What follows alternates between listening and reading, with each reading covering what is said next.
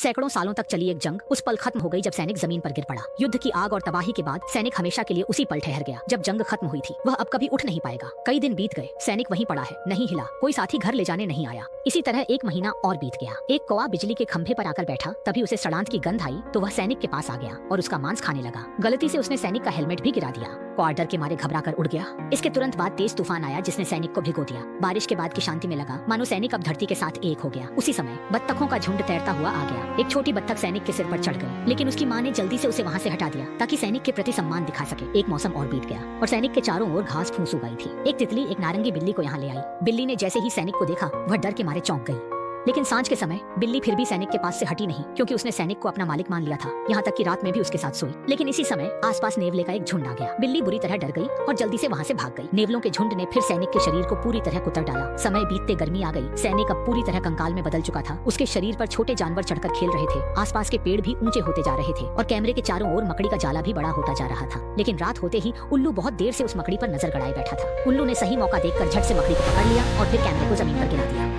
पता नहीं कितनी देर बाद एक आदिम लड़के ने कैमरा उठाया। उसने कैमरे में झांक कर देखा, फिर सैनिक के पैरों के पास दौड़कर गया और पाया कि वह सैनिक असल में उसका अपना पिता है।